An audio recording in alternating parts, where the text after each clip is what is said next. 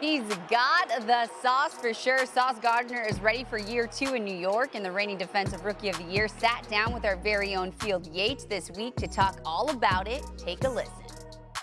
And look who we have here. It's Jets reigning Defensive Rookie of the Year, Sauce Gardner, who is here on behalf of Buffalo Wild Wings, where his creation, the Sauce, is back this fall. It's the greatest athlete marketing partnership in the history of athlete marketing partnerships. And Sauce, you went from a team on the field last year that had a young quarterback, and the offense did struggle for quite a bit of last season, and now you have Aaron Rodgers under center with all the expectations that come along with a 4-time MVP. How do you think the team has responded to all the hype this offseason? Man, I feel like we just keep the main thing the main thing.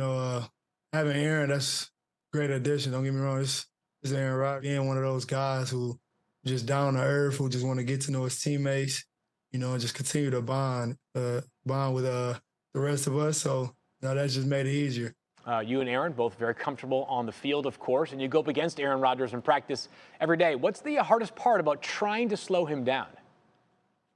Man, you got to think he got that poker face all the time. Let's talk defensive backs in the NFL, and let's take out Sauce Gardner.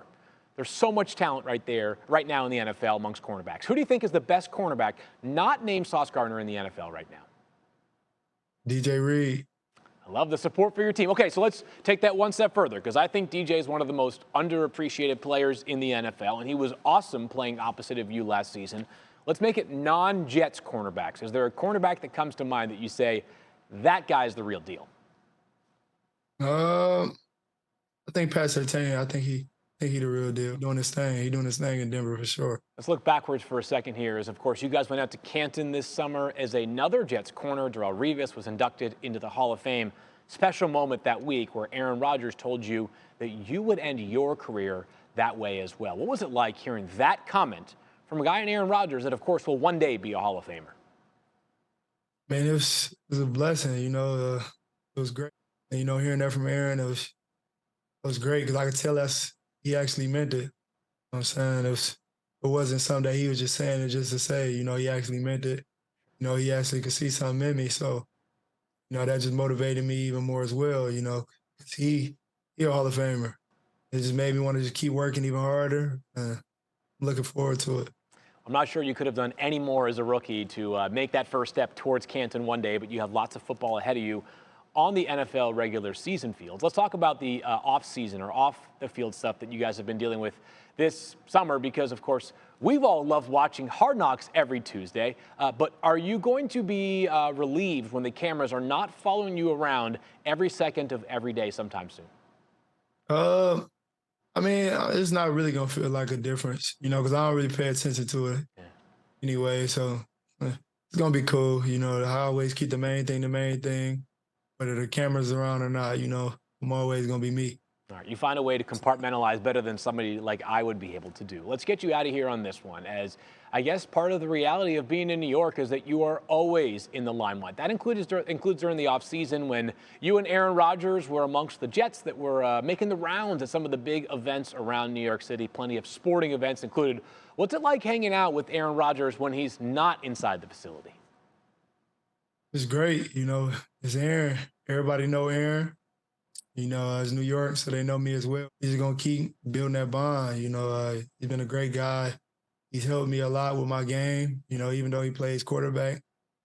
He's helped me a lot so far, and I know it's only just going to get better. Sure, it's great to see two competitors like yourselves going back and forth every day in practice, and soon to see not just Sauce Gardner, but the entire Jets defense, and of course Aaron Rodgers taking on the Buffalo Bills. Week 1 of Monday Night Football right here on ESPN. We can't wait to see that game. Sauce, good luck this entire season. Thank you so much for joining us today. We appreciate you here on NFL Live. I appreciate you as well. Great stuff, Field. All right, Sauce Gardner is a key part of a Jets defense that held its opponents to 18.6 points per game last season, the 4th best in the NFL. And as for Aaron Rodgers, he has played with a top 5 defense only once. Who, you might ask? The 2010 Packers, who won the Super Bowl with him under center. Now, RC, you played on a defense with a potential Hall of Fame quarterback on the roster. How does having that kind of production on the other side of the ball affect the defensive unit? Victoria, did you write the lead up to that question yourself? Is that you? Mark did. Okay, so when you and Mark were typing this, Yeah. you didn't think to yourself in 2010 when Aaron Rodgers won that Super Bowl, it was against the Pittsburgh Steelers and Ryan Clark? No. And that Ryan is our friend, so why would we bring up old things? Well, right? Why would you do that? We just tried to avoid that part of it and just kept it professional. you know? Yeah. Yeah. I you know. got you. But listen, when you We're have just a forgetting guy, that part. when you have a guy like Aaron Rodgers, Sorry, Mark.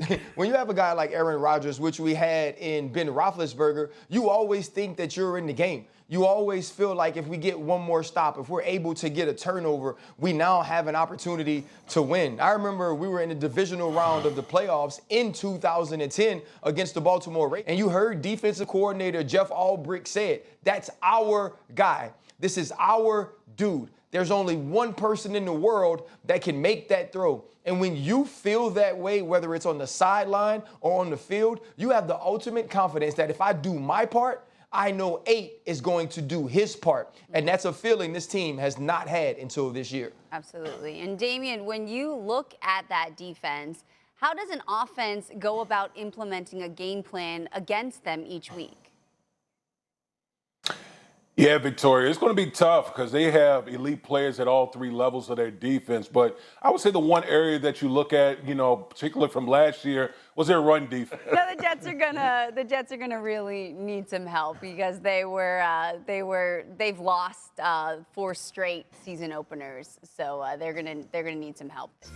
It happens in the locker room. It happens walking out, and it's the fresh air and the sun setting.